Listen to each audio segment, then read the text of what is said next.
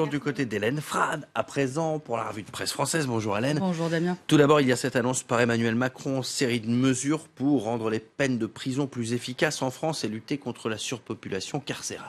Certaines de ces mesures visent notamment à promouvoir des peines alternatives à l'incarcération.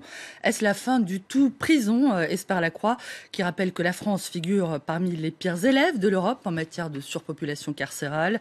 Le journal évoque un projet ambitieux qui implique de convaincre une opinion publique qui assimile souvent le recul de la prison à une forme de laxisme, je cite.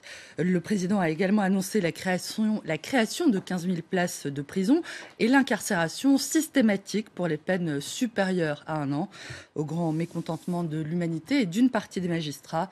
D'après Laurence Blisson du syndicat de la magistrature, Emmanuel Macron prétend mener une révolution carcérale qui en réalité n'aura pas lieu.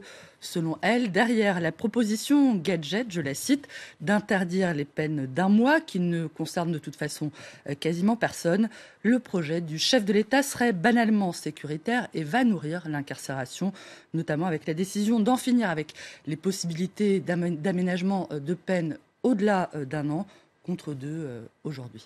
Alors de son côté, le Premier ministre Édouard Philippe, lui, a commencé à discuter avec les députés et sénateurs du projet de révision de la Constitution. D'après Le Monde, le Premier ministre a annoncé la volonté du gouvernement de restreindre le droit d'amendement des parlementaires, une intention qui hérisserait l'opposition pour qui ce projet relèverait d'un coup de force contre la démocratie.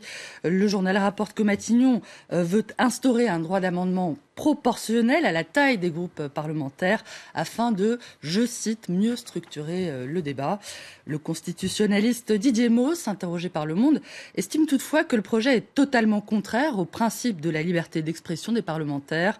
Je ne vois pas, dit-il, où serait le fondement constitutionnel pour fixer le plafond d'amendements pouvant être déposés et qui serait légitime pour le fixer. Particulièrement remonté contre ce projet, le patron des sénateurs, Gérard Larcher, aurait été rejoint dans cette bataille par celui des Républicains, Laurent Wauquiez, selon l'opinion. On va le voir, le dessin de cas que montre le président du Sénat assurant à Emmanuel Macron que non, il n'est pas opposé à sa tentative de réviser la Constitution. J'ai un bon souvenir de la précédente, déclare Gérard Larcher, dont le bureau, on le voit, est orné d'un joli trophée, la tête de l'ex-président François Hollande, qui a dû se résoudre, on s'en souvient, à renoncer à ses projets de révision constitutionnelle. François Hollande, qui a été premier secrétaire du Parti socialiste, et justement, le parti doit désigner le mois prochain son nouveau patron. Les 4 candidats au poste, Luc Carvounas, Stéphane Le Foll, Olivier Faure et Emmanuel Morel, débattent ce soir à la télé. Leur défi, rendre audible un PS qui peinerait à exister entre Jean-Luc Mélenchon et Emmanuel Macron, d'après Libé, qui a choisi, on le voit, pour sa une, la photo du hall de la rue de Solferino, l'ancien siège des socialistes vendu aujourd'hui. Chacun cherche sa voie, titre le journal, tandis que ses confrères du Figaro évoquent le casse-tête d'un parti sans leader, sans alliance, sans projet, en se payant le luxe d'ironiser sur le boulevard idéologique offert par Emmanuel Macron aux socialistes, un boulevard dont le PS serait pourtant incapable de profiter. Et du PS, on passe au PSG avec cette déception. Les Parisiens ont été battus hier soir par le Real Madrid en 8e de finale retour de Ligue des Champions. Paris perdu, pleure le Parisien, pour qui cette nouvelle défaite marque les limites actuelles du PSG. Mais encore, me demanderez-vous, qu'est-ce qui a manqué hier soir ? Tout le monde peut s'essayer aux commentaires sur tel jeu de jambes un peu faiblard, telle passe trop longue ou trop courte, tel manque de rythme ou surtout d'envie, tel coach sans avenir désormais, tel joueur essoufflé.